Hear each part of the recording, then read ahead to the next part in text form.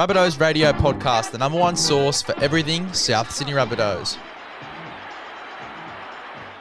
Welcome to another edition of Rabbitohs Radio. My name is Grant Chappell. I'm joined by my loyal co-host and friend, Darren Brownie Brown, and Big Les from Big Les's Rugby League Podcast. What's doing, boys? Yeah, g'day, boys, and g'day to all the viewers out there and all the listeners on Spotify and Apple. How we been? Been good, mate. Been good. Been training pretty hard. Got the trial next week, so just getting that final little bit of conditioning done before then. But going to watch my brother today. My brother's trialling for pretty solid there. No, Jamie Humphries, mate. Still working on that. But yeah, watching my brother today. Brother's trialling. Not sure who against. We'll find out when we get there. But he's trialling for South Eastern today. Oh, okay. Is that A grade? Nah, he is under 17s, 18s. Okay. Yeah, it's all happening. The trials in the in those junior competitions. But look, we're here for a wrap up of the games that happened yesterday. There was plenty of games yesterday. We're going to run right through first grade, right down to Lucia Fiola. And look, boys, we were beaten 27 points to 12 out there at Shark Park. Good day for footy. A little bit of sun out, pretty cool. But for myself, I thought we were physically dominated down the middle of the field. The physicality of the Sharks really. We didn't handle it early in the game, and I thought a Wayne Bennett team just never gives up. They never stop swinging until the final whistle. Yeah, credit to them. Like you just said, chaps, they kept going right till the end. But, yeah, just the Sharks too big, too strong, too fast. After we missed the jump early on, a drop ball, 3 penalties, a couple of 6 agains in the first 10 minutes, and from there on, we were just on the back foot in that first half. Created a couple of opportunities in the first half. Didn't capitalise. Ravalawa went close, and they scored a couple of long-range tries, and we were just never in the contest. Yeah, 100%. It was just a real tough game. We sort of knew that this was going to be the type of contest we were going to face. We knew that we were going to get a Shark side that was going to come out and put some points on. It definitely did hurt to watch, getting that first loss of the season. But, particularly with how he came out against the Dolphins and the Dragons, those grindy performances, tough performances through the pack. As soon as you get that taken away from us there against the Sharkies, that's the result you get. But, as Chaps said, happy to see the fight from the boys constantly throughout that contest. We had Jai Gray go off with that HIA, and Jack White had to go to fullback. Unfortunately, Jackie couldn't get back there quick enough, and Trindle kicks that 40-20, but with everything that happened in that game, for us to stay in the fight, I think you got to be happy with it. Yeah, they're starting middles. I think it's Kafusi and Adam Fennell-Blake, very dominant to start that game. And one of the other differences besides physicality and size, I thought was the kicking game of Braden Trindle. Isn't he a star, this kid? Yeah, come up with a couple of 40-20s and always put us on the back foot, basically, and put us in areas where we struggled to get out of our own half at times. And like you said, chaps, they were just too big, and we were just dominated from pillar to post, and we couldn't get ourselves into the game. And, credit to them, like we said earlier. We held on and we scored a couple of tries late, which made the score respectable, but basically, we were never in the contest. Very underrated player, Trindle. Come over from Queensland. It was in the Melbourne system for quite a bit throughout his younger days, but come over to Cronulla, I think a few years ago now, maybe 5 or so years ago. He was very good in this one, and just that difference in kicking game. And, we were sort of talking to Chaps on the way over here in the car, like, moving Humphries to lock hurt us so much because we had the kicking game there with Humphries, and over the past few weeks it was a big thing for us when we weren't able to get that momentum through our forwards. He'd get able to kick us out of trouble, and unfortunately in this game, the difference was Trindle has that kicking game, Humphries goes to lock, we lose that kicking game. The first few kicks there from Cody and from Bud Sullivan weren't as strong, and it hurt us as well, especially when we weren't able to get that momentum, get out of our own end. It was a huge difference. Oh, and Trindle's playing off the front foot. Our blokes are playing off the back foot, kicking on their own 25, 30. So it was a tough ask for the boys. I might just go through a couple of these tries, boys, and get your thoughts on them. But the first one was, I think it was a Kafusi, Adam Fennell-Blake tries. That they basically pulled us apart under the sticks. It took 3 men to bring the first bloke down, 4 to bring the next bloke down. Cronulla looks up. They've got a little arrow shape out the back, 6 Cronulla guys, basically only 3 or 4 South defenders. They went in untouched out the back there by just pulling us in. creating the space there. It was just it was hard to handle. Yeah, Nico playing on the end of that shape, and like you said, just went scored out wide, untouched basically. Isaiah Tass came in, which he had to, and left a gaping hole just on the edges, and they got off to a flyer. Everything went their way, didn't it? Basically, in that first 20 minutes, and we were just on the back foot, and we couldn't recover, basically. Hines looks good at the back of shape. He looks like he's really starting to find his footing in that sort of 6 role. I know that he's got the 7 on his back, but he does play like a 6. Trindle's more of the leader in that side, and they look really, really good, super classy. The toughness to get to where they were on the field, and just really got us for numbers out wide. The ruck speed was killing us. Yeah. They were playing the ball quick. We couldn't dominate. When we had the ball, we were getting dominated, put on our backs. And like you said, boys, they were just too good. Second try was similar. They pulled us apart down the middle of the field. It looked like they were going to do the big spread set. They bring Niokora underneath, and he went through untouched on the front line. Try lunged and got a little shot on him, but no, he was always going to go over there. Very similar to the first 2 tries. The third and fourth tries were just unreal tries to watch if you were going from Cronulla. But I think it was Cody. What did he do? He kicked it through. It was a great little kick. I thought it was actually going to go dead. And Mulatalo picked it up and basically beat Cody, and then beat a couple of other blokes. And I'm pretty sure Jai Gray tackled him, but he got the offload to Kennedy.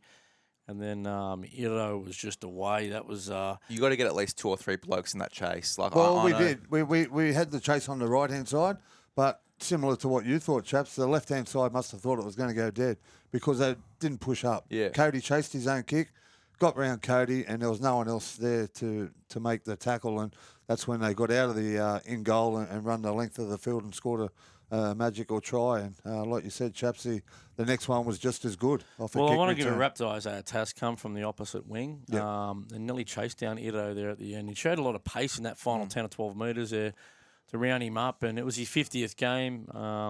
He had a bit of family in the crowd. They made a couple of shirts up of him and all that sort of stuff for his 50th game. And an underrated player, Isaiah Tass, and mate, coaches love that.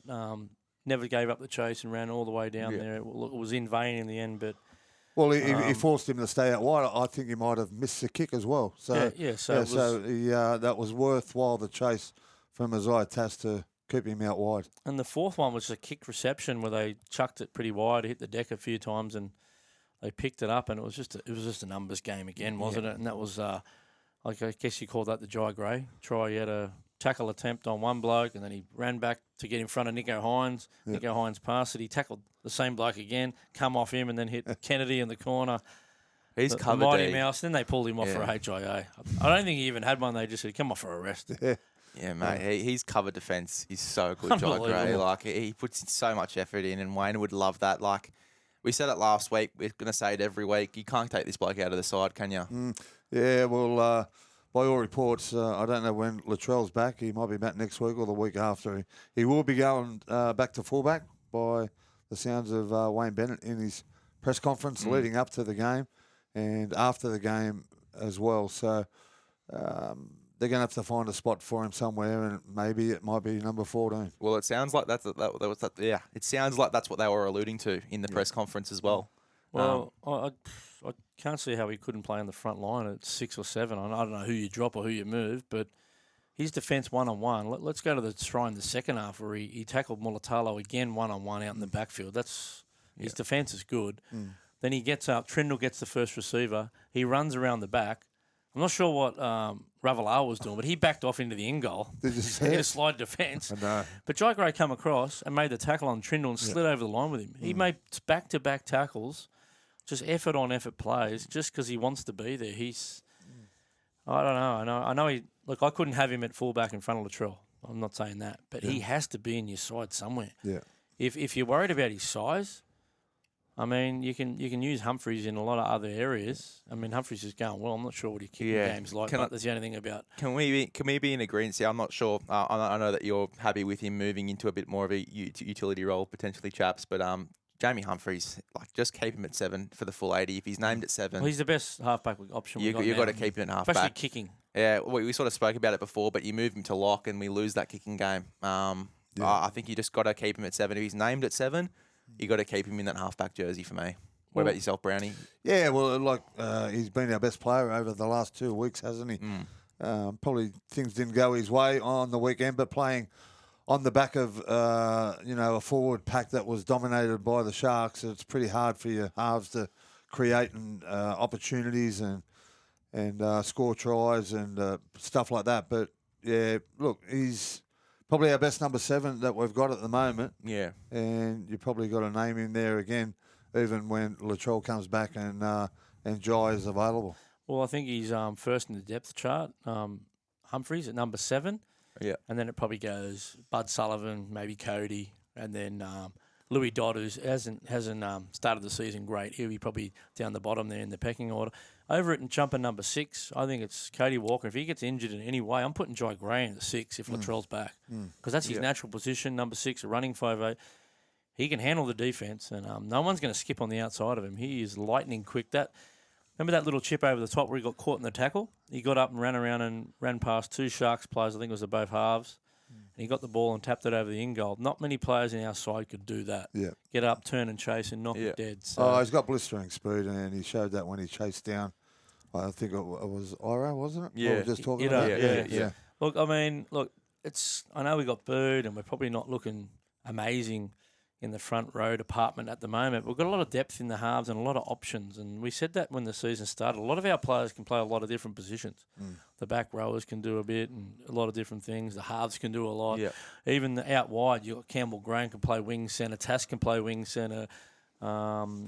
Jackie Whiten can cover 6, 3, 2, 1. There's a lot of options there. He can probably jump in the back row. So it's not all doom and gloom there. I got to give credit to Jai Arrow though as well. I think he's a guy we haven't spoken about either. He was tough. Had come in at the start of the game for some real tough carries. Just especially when we weren't getting the momentum through the middle, he just put his hand up and came straight in the middle and had a few carries, put a few shots on as well. The past few weeks, he's probably been the unsung hero in this side, Jai Arrow, for sure. Oh, he definitely plays tough. He plays with his heart on his sleeve, and he gives everything, doesn't he? But we're just dominated by their forward pack. I thought their back 5, Cronulla Sharks, they all run for big metres, and I don't think one of our forwards run for over 100 metres, did they, chaps? No, I don't think so. Did. Sammy Soanstreet, I watched him. I called one of his games last year. He was off contract at the time. Still is. He would have been a good bloke to pick up. He's almost got that try in the corner. He still is off contract, isn't he? No, but I mean last year for this year. They could have been picked up. He's a strapping young fella. There's a Stone Street in the Melbourne system. Don't know if they're related or not, but look, he was unlucky not to score that one. I mean, they also had the Fanua Blake try disallowed, or was it Sifa Talakai? I mean, they probably could have scored a couple of more tries, but the boys were pretty desperate. We won the second half 12-7. We'll take that one into next week. Couple of South Juniors playing for the Sharkies as well. I think there might have been 3 out there. Cam McGuinness. Sifa, Cam and Adden, all South Juniors. He's not the biggest bloke, but how hard does he hit that Cam McGuinness? Yeah. One of Botany. I think his Botany is one of the Botany's tough runs, greatest ever players, to be honest. He had some tough carries in this game too, Cam McInnes. It wasn't really just Adam Fanua Blake. He was just as tough. He's a beast. But hip drop tackles for Humphreys and Jai Gray. We got anything to worry about on them? Don't think so. I'd probably have to have a look at them again. And like Wayne said, there's so many different regulations with them hip drop tackles. One of them wasn't a penalty, and the other one was. So unsure, chaps. I'd have to have a look at them again. I mean, even that Munster one at the start of the probably was the one that come under scrutiny and went on report, but I think maybe Humphreys might have looked a bit worse. Look, I don't know what Jai's supposed to do. Like, little bloke on one of the biggest, powerful guys. He sort of slid down. His feet didn't really leave the ground too bad. Well, I think Humphreys was pretty similar. I think that's the issue when you hit him around the hips. You can't lose your legs. And you slide down. No, but you can't lose your legs. His legs were still attached to the ground. Okay. Anyway, I don't know. Yeah, the Humphreys one, I recall the Humphreys one. I think that was okay because, as you said, he was just sliding down in the tackle. It's old school. And then he used his shoulder to push the back of the leg down. Where, like, obviously in the hip tackle, you're using your weight, but he sort of slid down and then used his shoulder to push him down, sort of thing. So I think that's okay. Look, we've got a few blokes coming back over the next few weeks. Yeah. Let's hope we don't lose Jai and Humphreys. I think Kepi's got a knee complaint. Not sure. Hubner to come back. I think that's going to be big. Hubby's the week after. Look, it was the first game we haven't lost anyone. Fingers crossed. I don't know. I mean, we thought we lost Tallis Duncan. Like, Jesus, it was a pretty good effort from Tallis Duncan. He left the field. I thought, we'll see him in 6 weeks. He had 41 minutes on the field, 83 run meters there, 4 tackle breaks. He had a line break there, 23 tackles, and he nearly got killed by Adam Fanua-Blake when he went nose to nose with him. I was concerned for his safety. He's a big, scary, mean-looking bloke. He grew up in the Moon Streets, a mascot down there, down East Lake. So glad you got out of that one alive there, Tully. 100%. That was pretty scary stuff. Yeah, well, we might go. Look, I've got a feeling Latrell comes back. He did the warm-up. I don't know if he's noticed that. He did the warm-up with the team. He hasn't done that yet. Oh, really? Went up and warmed the team on with football boots on and everything. So I know Wayne's saying 2-3 weeks. I'm just going to throw it out there. I reckon he plays Thursday night. There you go. Okay, right. I reckon he comes in late inclusion, plays Thursday night against the 4-time premiers Penrith and gives us a real boost. And I've got to think that Aitken's a chance too. Yeah, okay. Well, let's hope so, because we really need to get our key players back, don't we? Obviously, Cam is gone for the season, but we've still got some key players on the sideline. Latrell, Aiken, AJ, a prolific try scorer. So we really need to try and get them players back as quick as they can. Yeah. Get them back on the field and get them performing week in, week out. Yep. Well, what do you make of Michaeli Ravalawa? 19 carries. He certainly puts. I think he had 2 hit-ups and a couple of sets of 6 off our line.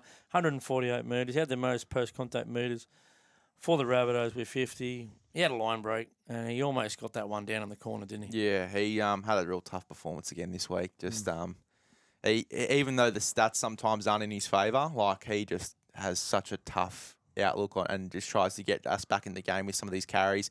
He looked so worse for wear after a few of those tackles. Yeah, he did. Campbell Graham, I thought, oh, God, we're going to lose him. But, he just kept going, kept putting his hand up. Yeah, really strong performance in his attack. His carries are outstanding. Them stats that you just read out, Chaps, that's just a normal for him, isn't it? Yeah. Puts his hand up 10, 15 metres every time he carries the ball, gets quick play the balls, lands on his front. So he's real dominant in the attacking side of things. It's just his defence that is a concern. We just spoke about he him. had 3 tackles and 4 missed tackles, so that's probably there's an indication where he's at there. But we didn't buy him for a defence. No, well, that's right. We bought him for tough carries when we're middles are short and we come on off our own line, and that's But exactly. he's got to do better than what he did when they scored, and we just spoke about it. He was backpedaling on the try line when the bloke had already put the ball down. Yeah. So I don't know what he was doing there, whether he got confused where the try line was. He might have thought it was a 20-metre mark. I don't know, but I don't know what he was up to. Yeah. What about you, mate? Your Liam LeBlanc. Big Rava. Yeah, mate. I like what I saw from. I was impressed. From Blanky there. Very impressed. He was pretty good. You might factor in my 3-2-1 a bit later on, but yeah, he had 28 minutes. I think just because he hadn't played for a while, they might have been worried about him gassing out. His old man came down from North Queensland, Benny LeBlanc, to watch him, so I'm sure he would have chuffed seeing what he did out there. 9 runs, 80 metres, 1 tackle break.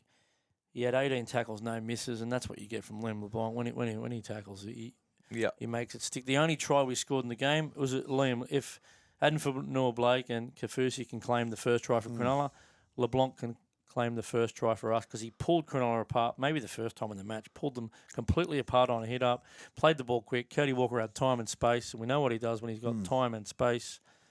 He beat one, kicked it through for Jackie Whiten's try. It was the only real legit try we scored. The other one, we just pulled their pants down with a quick tap. Yeah. He was tough, Liam LeBlanc. Probably one of our better forwards in regards to just having an impact out there, just tough carries. As you said, probably the first time in the game, we sort of started to pull them apart a little bit through the middle. He was good. I thought he was outstanding as well. 28 minutes, I think he played, and he was very effective in what he did. And like you, Chaps, he might feature in my 3-2-1s as well. Yeah, I think he will. I thought Cody Walker, I know he missed that tackle in the in goal. He never stopped trying. He was one of the only players in the South team went over 100 metres carrying the ball. A lot of times he had to just tuck it under the wing and carry it because there was nothing on. He had 101 metres and 14 carries. Had his only try assist of the season. Boys, we might get to the 3-2-1s. Yep. I'll probably go quickly first then. Yep. It's a bit tough because it was a tough performance. Yeah. Wasn't too many great performance, was there? Yeah. Look, let me go 3. I'll give it to. Oh, that's tough. He's having a long think about this one. Yeah, I know. I'll give my number 3 to Jai Gray for his cover defence. I thought that he was crucial a lot of times. He had a one-on-one tackle on our line with Adam Vanor-Blake, which not a lot of guys his size would have the toughness to do. Yeah. My 2 would probably be Liam LeBlanc just for his impact when he got on. And then I'll probably go 1 to Jai Arrow because I thought that he was just an animal. What about yourself, Brownie? Yeah, I'm going to give 3 points to Jai Gray as well. I thought he was outstanding in a losing team. He tried his ass off to stop so many tries. He was always there to run the ball as well. Didn't make as many metres as he normally does, but once again, like we spoke about. Who'd you give your 3 to? So I'm writing all this down on the run here. Yeah, Jai Gray. Jai 3 Gray, points. okay. I'm going to give 2 points to Cody. I thought Cody was outstanding. Tried his ass off, tried to get us back into the game on several occasions, and 1 point to Liam LeBlanc. I thought he was very effective when he came on, more effective than some of the players that played longer minutes. So hopefully he can retain his spot next week and play more minutes against Penrith because I thought he was really effective. His running game, he made plenty of inroads where the other players that started the game didn't make any inroads. So. And his defence is really strong. So, yeah, 3, 2, 1, Jai, Cody and Liam. Yeah, I'm going to go Campbell Graham, 19 runs, 166 metres. He had a line break and 3 offloads, most offloads for us. Look, at times I thought he was going to come off. He got that belted out there. He did. He just keeps getting up, keeps coming. And he made a couple of crucial tackles. I know he missed a couple here and there when they had all that space, but, geez, he made some good tackles. Yeah, I'm going to give it to Liam LeBlanc. Try saver on Cam McInnes. If he doesn't make it, they score again. Comes on. As I said, when he tackles, he rarely has a missed tackle. Leon LeBlanc, one of the best tacklers in our team. And speaking of tacklers, you've got to give a point to the Greek freak there, Pistol Pete, 63 tackles. Anyone that does over 50 tackles, it's a fantastic effort. But to throw 63 in there, the little fella just kept turning up. He had a couple of missed tackles in there, obviously, because there was a lot of traffic coming his way, but well done to Pistol Pete. He had a good few runs as well, Pistol Pete. We didn't really speak about him too much. I thought he was okay. I thought he played well. Yeah, look, and when your forward pack's getting beat, not much your hooker can do, but just keep turning up and making the tackles, and that's exactly what he did. Now, you tossed out a couple of fan questions the other day online. Tell us a bit about that, mate.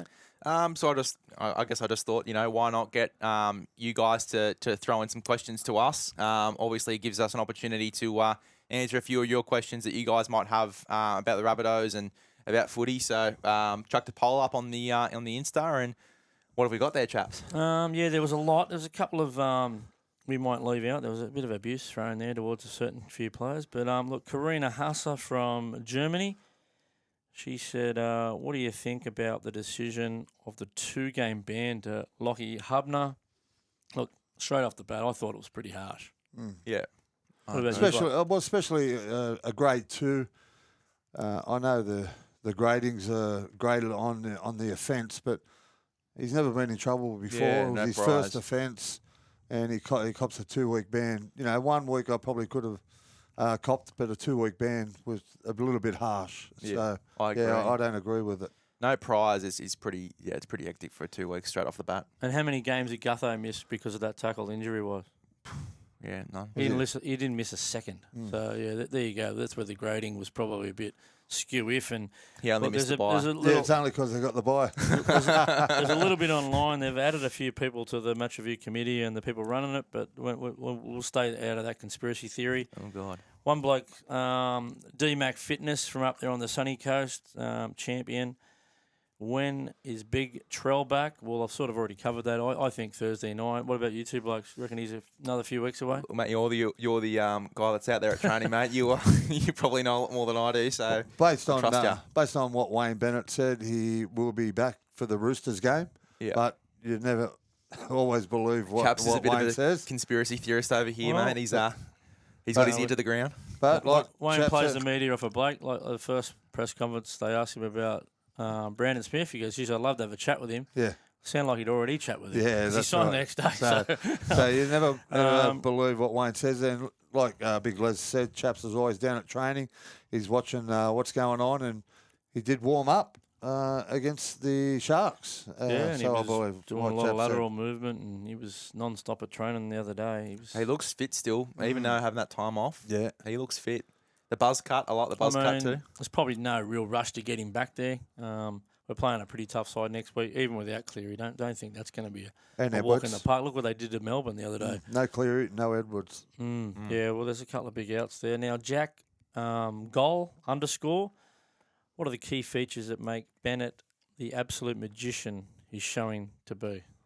Oh, look, I think it's his man management of each individual. He's got a lot of great people around him as well. It's coaching these days is a lot different to probably when he first started. You know, they've got attacking coaches, they've got defence coaches, they've got halves coaches, they've got kicking coaches. So he probably doesn't have to do a lot of coaching, but he does do a lot of man management. I know the players love him. He cares for the players outside of football. And, yeah, that's where I think he's got an advantage over a lot of other coaches. Well, that's why he was so successful in Origin. Like, he goes straight into that Queensland side, what was the worst side ever. He gets the best out of all those players, and they end up beating us. So, you know, he's a great man manager. And as you said, Brownie, like when you have the people around you to focus on all the technical stuff, that's all you got to be, a man manager. Now, Rabbits 1, do you think Sullivan should be on the bench? Well, he already is on the bench. You're saying, should he be on there? Well, at the moment, who are you going to replace him with? That's the first question I'm going to ask. Yeah.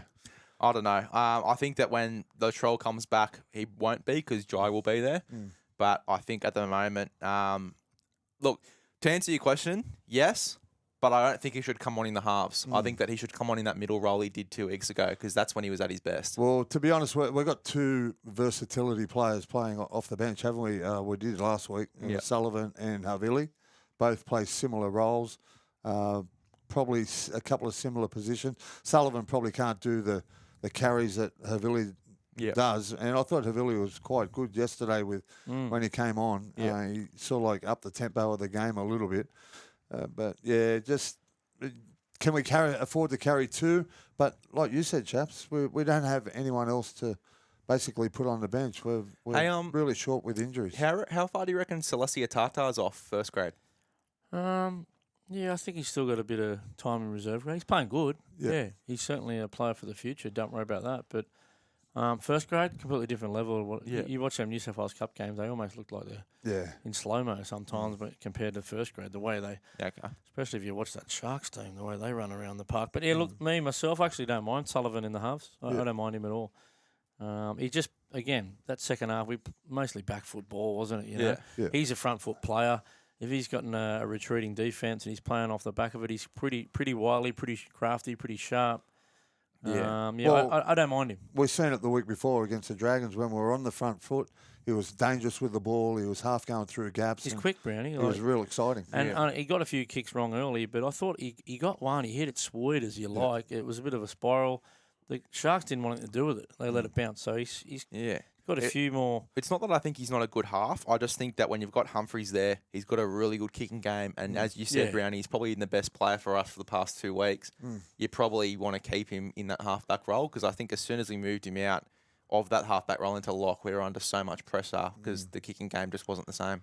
Yeah, well, if you listen to Wayne in the press conference, he just wanted to get another attacking player out there to try and create some opportunities. It's not to say that it's going to happen every week. He just wanted to try and create opportunities to try and score tries and get us back into the game. Yeah, we thought he's got to play everywhere, and I thought he was going to play hooker at some stage. He hasn't played hooker yet. But, No.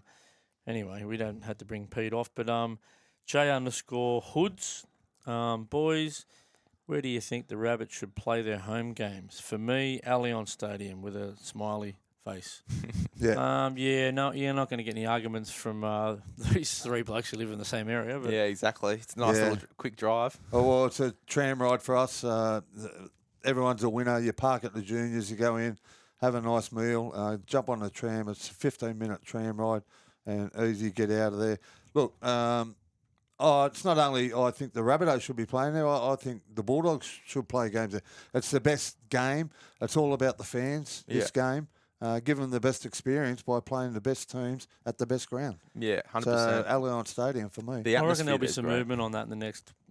By the end of the season, we'll get a little bit more on that. I tend to think they're already working in the background on that one because it all depends on the Accor Stadium upgrade. It looks like they're not going to upgrade it and turn it more into a league or soccer ground. Yeah. So that obviously puts the contract under a bit of pressure, and they might be able to get out of it. Sure, a good lawyer could get out of that one. And then, from what I understand, they're working on a 25-year deal at Allianz, not a 5-year deal. Let's just go. So you can imagine how many different clauses have got to go into a 25-year deal. So there's a lot to play out that one. Well, the stadium's purposely built for rugby league and rugby union. Out there at Accor, it's a Olympic-built stadium. You're so far away from the action. Have you been there since it's been done up, Allianz, Brownie? Yeah. Yeah, how good is it? How good's the atmosphere? Unbelievable. Chaps, you been there? Yeah, been there many games. It's state-of-the-art stuff. It's not a bad seat in the house. A bit the like Suncorp or even that one in Melbourne. And Parramatta, Combank, they're all the same. Combank's outstanding. Yeah. Probably all the same builders. Purposely built for rugby league, and that's where they should be playing a lot of the games. Yeah, I'd love to see a 20,000-seat stadium around here somewhere too. That's the perfect amount. You get a big game, and it'll be the hottest ticket in town. You get an out-of-town team, and you get 15. It'll be a good atmosphere. But Borroley Park, Brownie, well, are we throwing that one up? Heffron would have been a perfect example. Heffo, perfect opportunity. So much land there, even with the performance centre that they built. There's still so much. What about Roland Park? land. That's right where the tram finishes. Yeah. Roland Park. It's a perfect short walk over the road. Yep. I'll even put the first shovel on the ground if you want to do it there. What were some of the other questions that we were going to get to? I think, what is this? Run.lift.baseball.91. Okay. What a username. That's a big handle, mate. I love me baseball too, mate. What mine meant... Oh, sorry. Where is he up the top here? He put 2 down, did he, this bloke? I've got to go to the next page. What have we got there? Bear with us, boys. Yeah, stay with us. That one was a... where's his other one there? He's just saying we're decimated with forwards. Do we need another to boost the forward stocks? Forward stocks decimated, he's saying. Well, we've been harping on about it since pre-season, haven't we? We're short on the middles. Personally, that was my opinion, and it proved that way on the weekend. I thought we were really dominated through the middle. Just don't think we're big enough coming out of our own end. We struggle to get out of our own end at times on the weekend. Not only the weekend, it was the week before as well, and the week before that. So, yeah, I just think we're short. We've missed out on 2 good ones, eh? A couple of big boppers. Matt Lodges decided to stay with Manly after all that back and forth, and Francis Molo's at the Dolphins. So yeah, and look, I understand it. It's a salary cap issue, basically.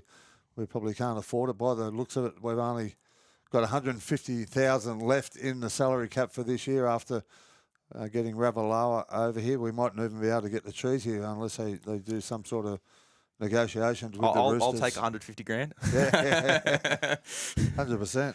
Nah, I'll get the carry one off the line against Payne Haas. You'll earn your 150. Yeah, but my answer is I think we're a couple of big middles short. Yeah, I think. I mean, the first 2 weeks we sort of got away with it because we're gritty.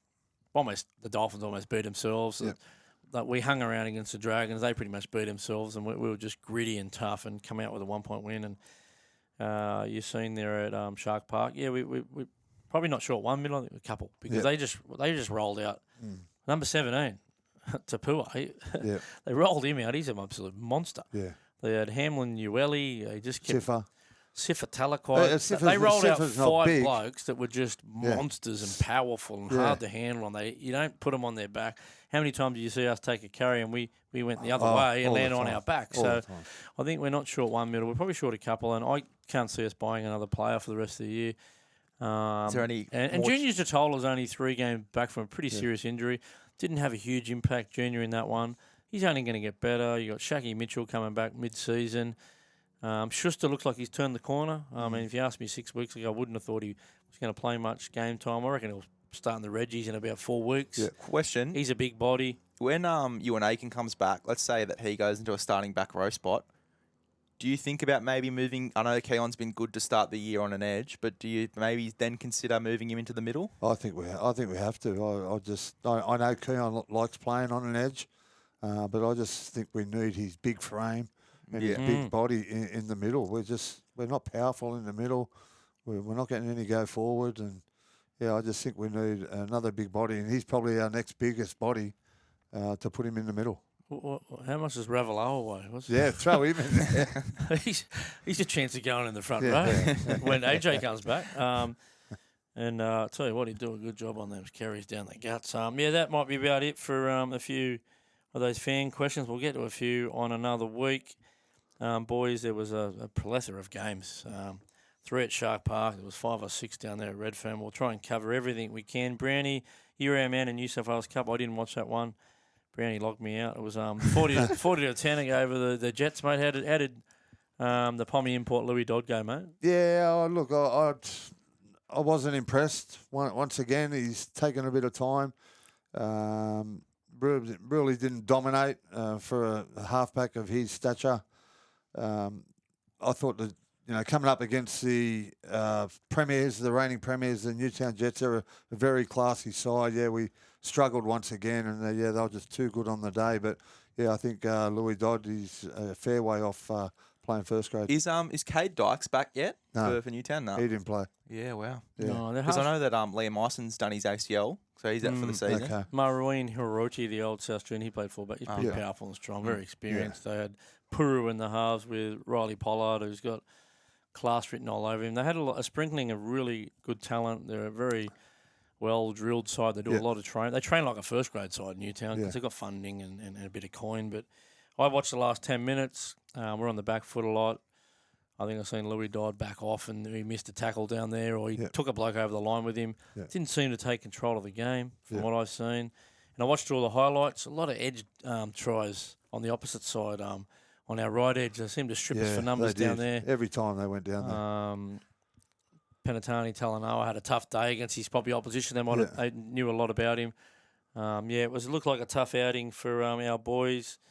We haven't won a game in the cup, have we? No, we won that first one against Manly. So I think both the edge centres and edge wingers scored doubles, so they scored a lot of tries down the edges. Yeah, it was a tough one there. Flag were sort of behind most of the game by a try or two, but they're really gritty and got themselves back to 16 all with only inside the final 10 minutes. Had a few opportunities. I think Daniel Wright nearly got the ball down on a grubber on the in goal. We were very, very close on a few occasions. I thought Nicholas Quinn, the captain, really stands out. He's taken control of that team. They bumped back Brent Hawkins as the 18th man and got a good kicking game. Not the quickest guy, very strong. He's got the show and go. He got in the backfield many occasions. He's one to keep an eye out for. Really good footballer. Jaden Wolf, I think, on his comeback, he scored a try. He's like a Kerry Hemsley. He's got the hair everywhere. He's a back rower.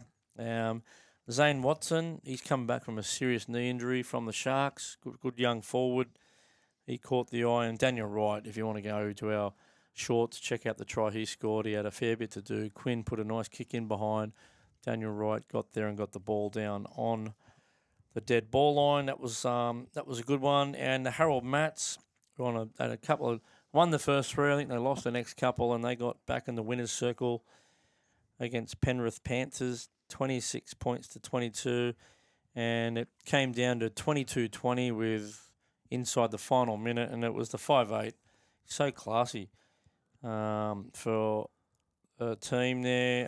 Young Tarua, I think his name is, scored 2 tries. Just give it to me and I'll show you the way. Just basically barge over tries as a number 6. I'll clip that one up, have that one on the shorts. The winner there, Cabry off the bench. Very strong, and felt them out the back. Always good young players, those two, to keep an eye on. The ball, they had a big win, 52 points to 8. Go and have a look at the extended highlights I put on the YouTube channel there. It's not every try, but it was a hat-trick to Fongy, a hat-trick to Alvarez, who's just so classy, the number 6 from up there at Terrigal. And Elijah Keyoung, we've got a serious front rower coming through there. Just massive leg drive, massive leg speed. He scored another try. Every carry he does is with purpose, and you have to tackle him. He's not going to tackle himself. He's a real one for the future. I think he's able to play in round 1 next year. He's a dev player next year, so Yeah, right. some exciting players Still coming up. no Matt Humphries, Chaps. I noticed he He had the didn't week play. off. We'll get back to you on that one. I'm not sure what happened with that one. Matty Humphries, they had Marky Nosa play that position. Yeah. And Charlie pointing out the back. He's really adapted to that fullback position, hasn't he? Well, he's a centre, and they had him go back to fullback when Yasin Kusko went down. And, yeah, another one signed up for next year in the Black Rabbits program, and he'll be knocking on the door for higher honours later on the year, maybe boost up that flag side later in the season. The girls, Fiola played their last game, I believe, Brownie, is it? No, I think they've got a couple of go, Chaps. I just had a look at the draw then. Pretty sure they've got 2 more to go, like the SG ball. 64 blot there. They got beaten there by the Panthers. And Tasha Gale weren't far away. They're not a bad side. 22-16 against the Panthers. So the Panthers got a bit of joy on the girls, but sorry, Panthers, we beat you nearly every other grade up there at Redfern Oval. So That's it, mate. that's the way it goes. Got anything else, boys? Nothing else from me. Got the trial next week, so keen for that. Should be good. Are we getting out there to watch this one? Yeah, we'll definitely have to get out there, Chaps. I might have, if I'm working, I might have to have a Reuben for this one. Well, a bit of a Reuben winging. We might have to. The charge sheet doesn't look like it's out.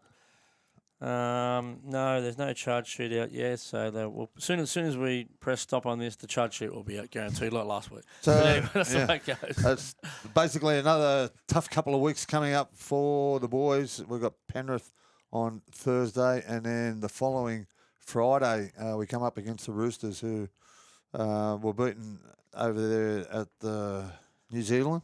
But yeah, they'll good. I reckon we can beat the Panthers though. Like it's our first proper game at home. I know the other one was at Parramatta Stadium. We got 2 days to sell tickets, so I'm definitely going to get out there for that one. My young bloke and his mate want to get out there. Look, it's Thursday night. It's not easy to get to that joint. Acor Stadium when all the traffic's whizzing around Sydney, but if you can, get yourself out there because, look, no Nathan Cleary, no Edwards. There's always a few points in those players. If the boys come out and, again, they might hang around and somehow... If Troll is back for both of those games, I think we win both. I think, if we don't have Troll back for the Panthers, it'll be a tough game for sure. Oh, we're a completely different team when Latrell plays. So hopefully he's back next Thursday night against the Panthers, and that will give us a really, really good hope against the reigning premiers. And Ewan Aitken back, where do you see him starting? He's played a lot of football, this guy. Does he come straight into the 17? You wouldn't think he'd get in the starting lineup, but does he jump on a bench spot there? I would if what we were saying before is he's got any merit. I think that you'd move Could K you on play to the Jai middle. off the bench as a middle? Bring him out of the starting lineup, freshen him up, come on when the sting's out of the game. You have Aitken play the 80 minutes. I'd start Keon, and Yeah. then I'd have Moali coming off the bench. So I'd go, if Kepi's sweet, I'd go Kepi and Keon, and then I'd have Moali coming off the bench. So I thought Davey's second spell, he was all right. Yeah. The opening exchange, all he did was tackle poor old David. They took him out of the game with defence. Yeah. To me, Jai looks a little bit light on. I don't know whether he's lost a bit of weight, but I think he has. I tend to put Keon in the middle before I put Jai. He's just a little bit light on at the moment, and I'd leave Jai Jai's on so the edge. pivotal in defence on that edge, eh? Yeah. Just comes off and smashes bloke. So I'd go Keon middle. Okay, there you go. There's a little tip for you going into Teamless Tuesday. We got anything else, boys? Nah, that's about it, chaps. That might be about it for another edition of Rabbitohs Radio Podcast. Up the mighty Rabbitohs. Gather Rabbitohs. Up bunnies.